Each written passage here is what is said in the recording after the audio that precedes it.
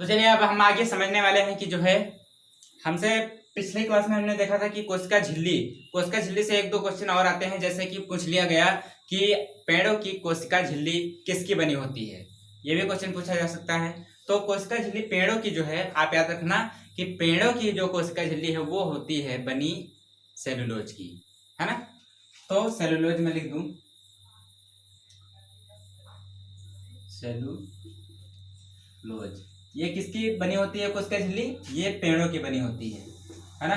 और एक और क्वेश्चन फंसता है, एक क्वेश्चन कैसे पूछता है कि जो है ये तो मान लो पेड़ों की कोशिका झिल्ली सेलुलोज की बनी होती है, जानवरों की कोशिका झिल्ली किसकी बनी होती है, और मनुष्य की कोशिका झिल्ली कैसे बनी होती है, यानी किसकी बनी होती है ना।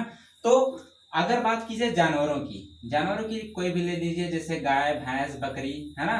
तो ये जो है जानवरों की अगर देखा जाए तो उनकी भी किसकी बनी होती है, तो जानवरों की जो भी बनी होती है वो सेलुलोज की बनी होती है। क्यों? अच्छा, इसके दो तीन फैक्ट हैं क्यों भाई। मैं अगर बात करूं पेड़ों की तो सेलुलोज की बनी होती है, लेकिन जानवरों की सेलुलोज की कैसे बनी होती है? क्यों? क्योंकि अगर ये गाय भैंस जो देखा होगा तो पेड़ पौधे जो भी खाती है ना, तो ये क्या कर लेती है, हजम कर लेती है, यानी कि पूरा पाचन इसका जो है सही से हो जाता है। लेकिन अगर बात की जाए व्यक्ति की, अगर कोई मनुष्य की बात की जाए तो उसकी किसकी बनी होती है, यानी उसकी कोशिका झिल्ली, मनुष्य की कोशिका झिल्ली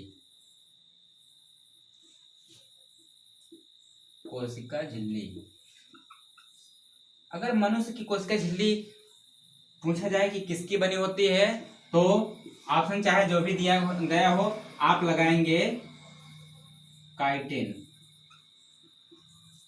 यानी कि मनुष्य की जो कोशिका झिल्ली वो बनी होती है वो किसकी बनी होती है, काइटिन की बनी होती है। समझ गए इतनी बात। अगर पेड़ों की कहा जाए कोशिका झिल्ली किसकी बनी होती है, सेलुलोज की, और अगर जानवरों की कहा जाए तो सेलुलोज की, और अगर मनुष्य की बात आ जाए तो मनुष्य जो है उसकी कोशिका झिल्ली जो बनी होती है वो काइटिन की बनी होती है। समझ गए।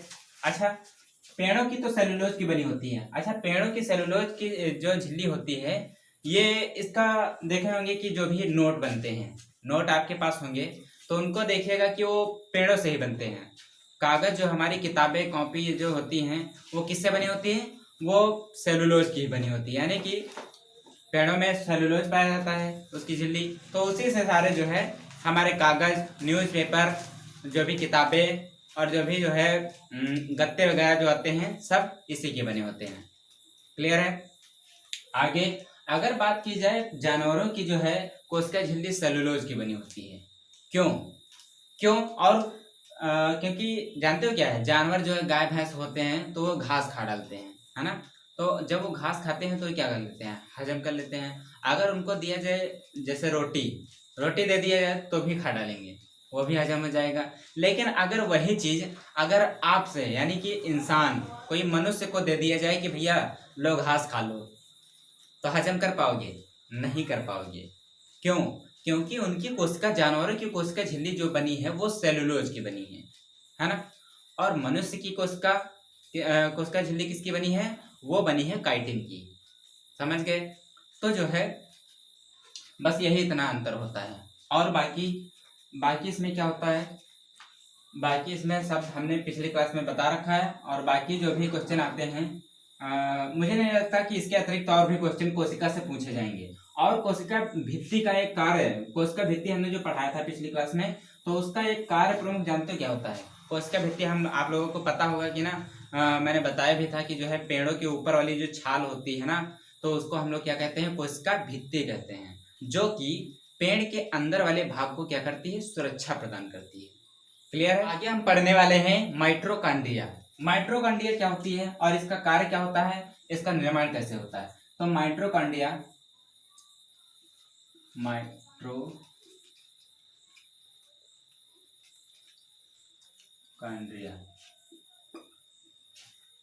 इसको हिंदी में क्या कहते हैं?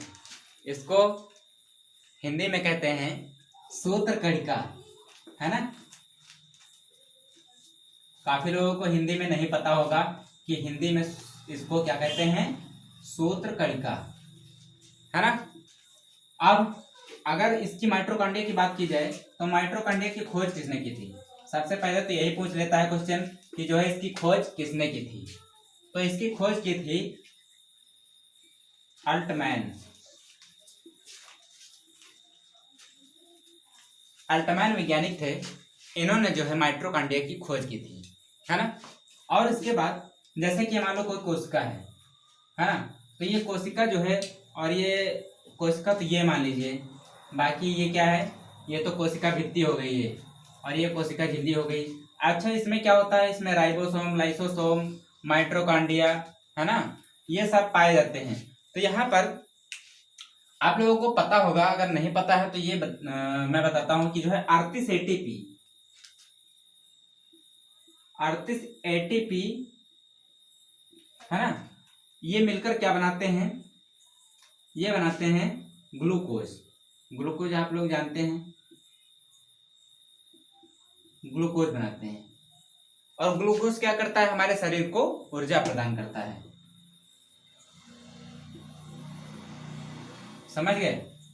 यानी कि 38 एटीपी है। आपसे क्वेश्चन पूछता है कि मतलब एक ग्लूकोज बराबर कितने एटीपी होता है। ये क्वेश्चन पूछा गया है 2018 रेलवे ग्रुप डी एग्जाम में पूछा गया है कि कहा गया था कि 38 एटीपी बराबर, यानी एक ग्लूकोज बराबर कितने एटीपी होता है। 36 एटीपी, 38 एटीपी ऐसे करके देगा, ठीक है। तो आप 38 एटीपी लगाएंगे, समझ गए। आगे आगे पूछता है, कहता है कि जो है क्वेश्चन बहुत पूछा जाता है कि जो है कोशिका का शक्ति ग्रह किसे कहते हैं। तो कोशिका का शक्ति ग्रह अगर पूछ लिया जाए तो आप क्या लगाएंगे, माइटोकॉन्ड्रिया, समझ गए। तो अगर ये तो क्वेश्चन हो गया, बहुत बड़ा क्वेश्चन है और ये हमेशा किसी न किसी एग्जाम में पूछा जरूर जाता है, चाहे एमटीएस हो, एसएससी के जो भी एग्जाम होते हैं, एमटीएस, एसएससी, एसएससी जीडी, और जो है काफ़ी सारे एग्जाम होते हैं, उनमें पूछा जाता है। आगे अगर कहा गया है कि जो है कोशिका, आगे अगर ये कहते हैं कि कोशिका का शक्ति ग्रह किसे कहते हैं, यानी कि कोशिका में, यानी कि भोजन का निर्माण किसे कहते हैं, यानी कोशिका के रसोई घर अगर कहा जाए, जिस प्रकार हमारे घर में देखा होगा रसोई घर होता है, वो मेन होता है, यानी कि भोजन हमारा वहीं पर पकता है। तो यहाँ पर भोजन का निर्माण कहाँ पर होता है, तो माइटोकॉन्ड्रिया में होता है। आगे हम बात करने वाले हैं गाल्जी काय के बारे में। गाल्जी काय क्या होती है, इसकी खोज किसने की थी और इसका प्रयोग क्या होता है। तो गाल्जी काय, इसकी सबसे पहले खोज किसने की थी, तो एक इन्हीं के नाम पर था, इनका नाम जैसे गाल्जी काय है। अच्छा, वैज्ञानिक क्या होते हैं, बहुत वैज्ञानिक ऐसे होते हैं जिनके जो खोज करते हैं उसी के नाम पर जो है, यानी कि जो उनका नाम होता है उसी का अपना नाम दे देते हैं। जैसे कि गाल्जी काय जो है ये इसी के नाम पर, कैमिलो गाल्जी, ये एक वैज्ञानिक थे, उन्होंने गाल्जी काय की खोज कर दी, है ना। तो कैमिलो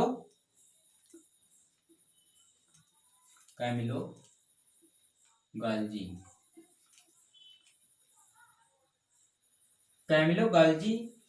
ने जो है गाल्जी काय की खोज की। अच्छा, गाल्जी काय क्या होता है, तो गाल्जी काय और ये किस प्रकार कार्य करता है। तो गाल्जी काय सबसे पहले हम ये देखेंगे कि कार्य कैसे करता है। तो ये कार्य हमारे शरीर में कैसे करता है पता है। जैसे कि मान लीजिए अभी उदाहरण के तौर पर मैं आपको समझा रहा हूँ, तो सबसे ज्यादा कार्य कहाँ पर हो रहा है, तो सबसे ज्यादा कार्य कौन कर रहा है हमारे शरीर में, तो जुबान कर रही है ना, जीभ कर रही है। तो ये जो है एक इसकी लिमिट होती है कि भाई जो है जब जितनी एनर्जी होगी उतना जो है काम करेंगे।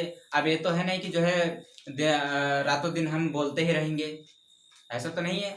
हम एक समय होता है कि जो है जब तक हमारे शरीर में ऊर्जा रहेगी तब तक हम जुबान से बोलेंगे। उसके बाद क्या होता है, धीरे धीरे करके जो है हमारी जो है ऊर्जा जो होती है वो धीरे धीरे डाउन, जिस प्रकार एक मोबाइल की बैटरी धीरे धीरे डाउन होती जाती है, वैसे ही हमारे शरीर में ऊर्जा जैसे ही कमी होती है तो उसकी पूर्ति कौन करता है। जैसे कि मान लीजिए हमें काम करना होता है हाथों से, जो भी काम हो हाथों से करना है। ऐसा तो है नहीं कि हम जब भोजन करेंगे तो हमारे शरीर में केवल हाथों में ही ताकत आएगी, ऐसा तो है नहीं, पैरों में भी ताकत आएगी, पूरे बॉडी में ताकत आएगी, लेकिन काम हमें हाथों से करना पड़ रहा है।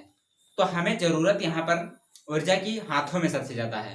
तो ये क्या होता है, ये सभी जो कोशिकाएं होती हैं, यानी कि जो कोशिकाओं में जो ऊर्जा उत्पन्न होती है है ना।